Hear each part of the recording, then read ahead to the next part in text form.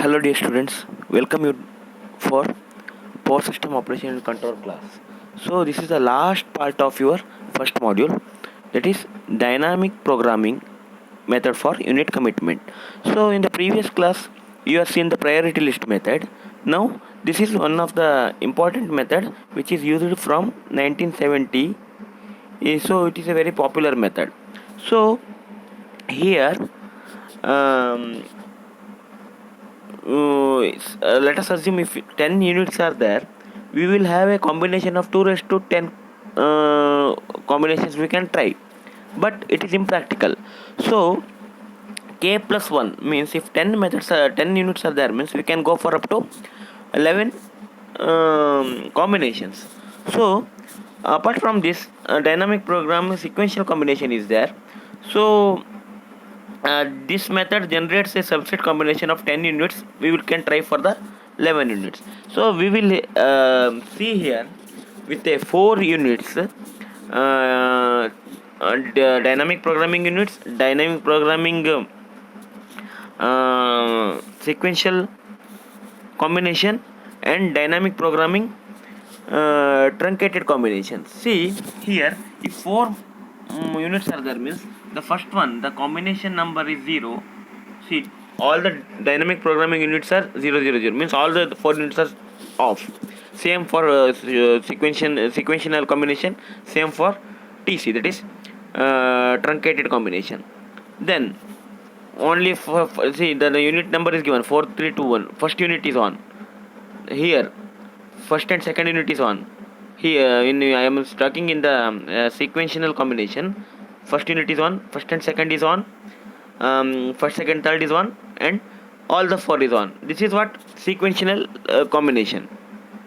And in dynamic programming unit we can have, see, first unit is on, second unit is on, first and second is togetherly on, third unit is on, like binary number how it increases on, like that we can go up to. See, 4 units are there, means we will have a 16 combinations there. Fine. At the same time, truncated combinations, we will be having the subsets. See, first only 3 units you can see. If it is on, all the 3 units are off. First on, second on, first second on, only third on, first and third is on, first and third and second is on, like that it is continuous.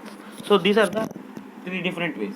So better we will see the dynamic programming algorithm.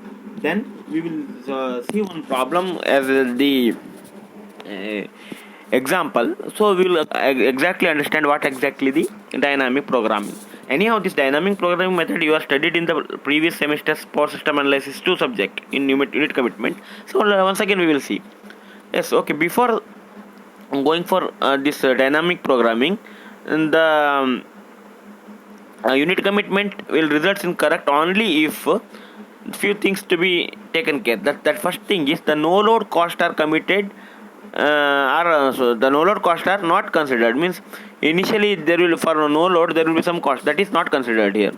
Second one, unit input and output characteristics are linear between zero output and full load. So the unit output input characteristics is assumed as linear. No other constraints are considered. Okay, and startup cost do not vary, and the they are fixed amount. So startup costs are will not vary. Actually we are knowing startup costs are very big, depends upon the conditions. Here we are considered that startup costs are not varying. Okay, some assumptions are made in this approach, that is individual production costs are known with a priori in all for all units, means the all units individual production costs are known before committing. The load cycle is known first, that is priori, means what is before starting this one we should know what is the load cycle. The load on each unit changes in small steps. The startup and shutdown costs are neglected. There are a strict priority order is specified. Okay, so the dynamic programming sequential combination algorithm is illustrated in detail here. So the optimal way of loading is k units is with the optimal loading of k plus 1 unit. Okay, so we'll directly go. We should not, we need to define here two quantities. One is small fn of y. Small fn of y is the cost of generating y megawatt with the nth unit of operating alone. You see this point clearly. Small fn of y is nothing but it is the generating cost of the y megawatt with the nth unit only. Means I will give you example. Small f3 of 50 means it is a cost of producing the 50 megawatt with the third unit only. See, this is very important. Small f means for that alone unit only. And one more thing, capital Fn of x. See here, this is the difference. Capital Fn of x is the cost of generating x megawatt with n number of units. Means small f means only one unit, which is the number n.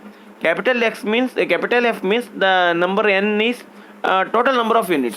Means if it is given with capital F2 of 80 means 80 megawatt is generated with two numbers of units. This is very important. Then Fn of x, dynamic programming formula is given by Fn of x means what? X megawatt using n number of units is given by minimum of small fn of y plus capital F n minus 1 of x minus y. Means it's a minimum function of the y megawatt produced in n unit only plus x minus y megawatt produced in remaining n minus 1 units togetherly. So anyhow, we will see one problem, then only you can understand the things clearly. So see here, we are having a 4 units which has supply to 40 megawatt and load is allowed to vary in 10 megawatt. So what is the step to be taken? First step, arrange the units in priority order. Okay, arrange the units in the priority order. Second step, assume unit 1 is committed based on the priority cost. Actually we are 1, 2, 3, 4 are the priority list only. We will see, assume the unit 1 is committed. Find the generating cost of 10, 20, 30 and 40 megawatt with the unit 1. So we need to know what is the cost of producing 10 megawatt, 20 megawatt, 30 megawatt, 40 megawatt in unit 1 only. Third unit, assume 1 and 2 are committed to 40 megawatt. We have the following options. See, now if second unit is also switched on, then what are the combination to produce the 40 megawatt? See, here I will give you only unit 1 gives 40 means unit 2 gives 0, total 40 megawatt. If unit 1 30 means unit 2 10, unit 1 20 means unit 2 is also 20 to get 40. Unit 1 is 10 means unit 2 is 30. Unit 1 is 0 means unit 2 is 40. This is a combination. 2 units with the 5 combinations we can give the 40 megawatt. Same thing, if you want to supply the 30 megawatt from the 2 combination, 1 is 30, 2 is 0, 1 is 20, 2 is 10, 1 is 10, 2 is 20, 1 is 0, 2 is 30 to give the 30 megawatt. So like this 20 megawatt and 10 megawatts are combinations are seen and costs are calculated with the unit 1 and 2. Now if 1, 2, 3 need to be committed means before that if we are seen all 1, 2, 3, we should know what is the minimum cost combination of 1 and 2 for 0 megawatt, 10 megawatt, 20 megawatt, 30 megawatt and 40 megawatt. Then if you want for third one to supply 40 megawatt, see first on the unit 3 40 megawatt and combination of 1 and 2 is 0. Unit 3 is 30 megawatt means combination of 1 and 2 must be 10. Unit 3 is 20 megawatt means combination of unit 2 and 3, 1 and 2 is 20. If the unit 3 is 10 megawatt means combination of unit 1 and 2 is 30. So like this we need to go. So if fourth unit is also committed, now it's better determine the best option to produce the 40 megawatt with the all 4 units. So we will see one problem here. The same problem you are solved in the previous semester to know the unit commitment. Here one problem is given where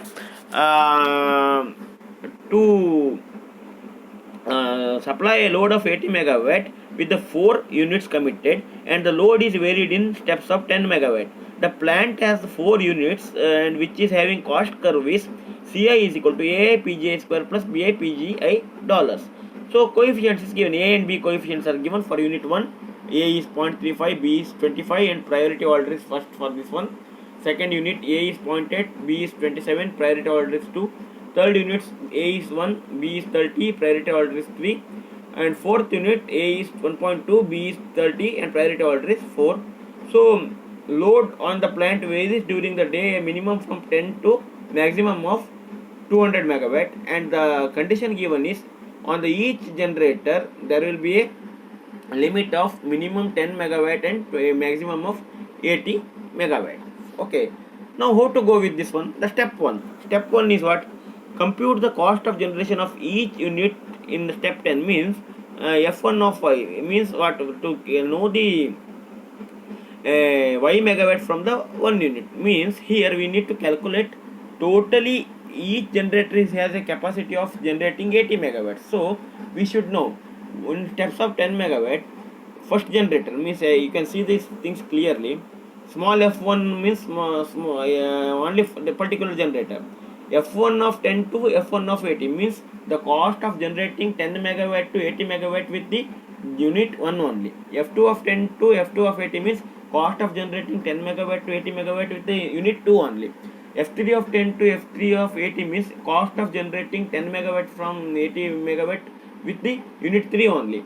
F4 of 10 to F4 of 80 is nothing but cost of generating 10 megawatt to 80 megawatt using fourth unit only. Now we will have a table here. See, unit 1 if it generating cost for 10 megawatt is 285, for the same unit 2 it is 350 rupees or dollar, whatever it may be. Third unit is $400 and fourth unit is 420. Same thing if it is 20 megawatt, what is the cost? 30 for all the 4 generators till 80 megawatt is known. Now what is the unit commitment method? First we will go for commit unit 1. Here first unit can be give a maximum of 80 megawatts. So the only unit 1 is on, then obviously F1 of X is nothing but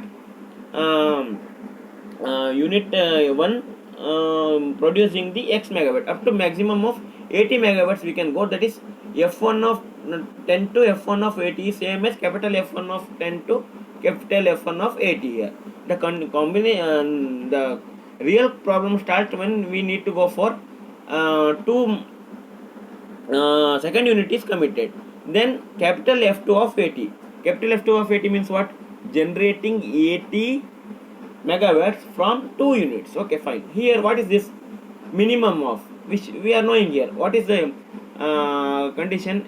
A minimum of F2 of 0, F2 of X plus capital F2 of capital F1 of here X minus Y, is it?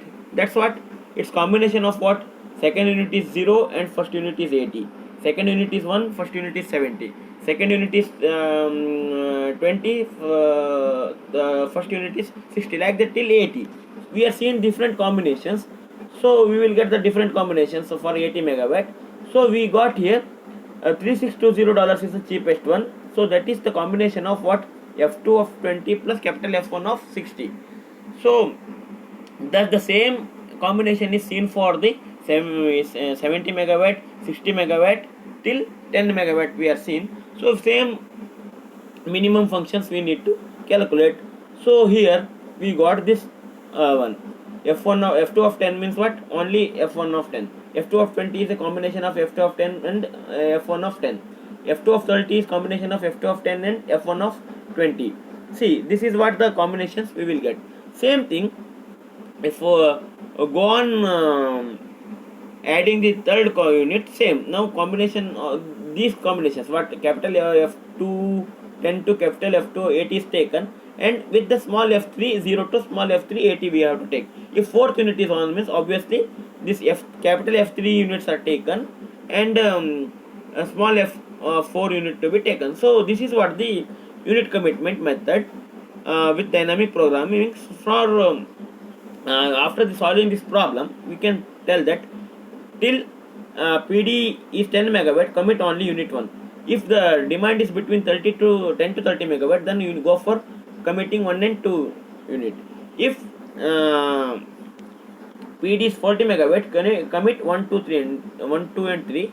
More than 40, we need to go for the all the 4 units. This is what the unit commitment table. You can see 10 megawatt only unit 1 is 1.